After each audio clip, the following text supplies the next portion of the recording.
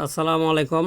ট্রান্সফরমারের একটি গাণিতিক সমাধান দেখাবো যে কোনো বিতরণ নষ্ট ট্রান্সফরমার মেরামতের জন্য খুলে সেকেন্ডারি মানে এলটি কয়েলের প্যাচ 272 পাক পাওয়া গেল। ঠিক আছে, পাওয়া গেলে ট্রান্সফরমারটি মেরামতের জন্য এসটি কয়েলে কত প্যাচ দিতে হবে। ঠিক আছে, আমরা জানি সূত্র হলো NP by NS is equal to কে।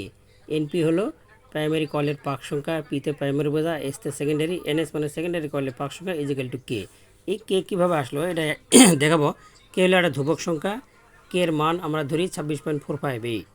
এটা কিভাবে হলো, এটা আমাদের এসটি লাইনে ভোল্টেজ 6350 আর এলটি হলো 240। তাহলে কে সমান সমান লিখে 6350/240 যদি ভাগ করি তাহলে আসলো 26.458। এটাই হলো ট্রান্সফরমারের রেশিও।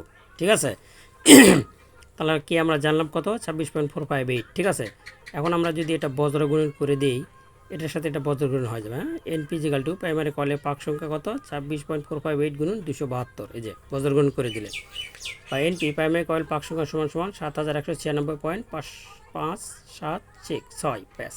তার মানে কি যে এই ট্রান্সফরমারটা মেরামত করতে হলে যে কয়েলে প্যাচ 272 পাক আছে সেকেন্ডারিতে, সেই কয়েলটা মেরামত করলে এসটি কয়েলে 7196.576 প্যাচ দিতে হবে।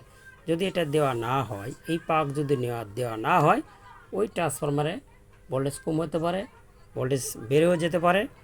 বেড়ে গেলে কী হবে, ইকুইপমেন্টের ক্ষতি হবে, মানে ট্রান্সফরমারটা সঠিকভাবে কাজ করবে না। ঠিক আছে, এই জন্যেই এই সূত্রের মাধ্যমে ট্রান্সফরমারের সকল কয়েল মেরামত করা হয়। ঠিক আছে, ধন্যবাদ সকলকে। পাশে থাকবেন।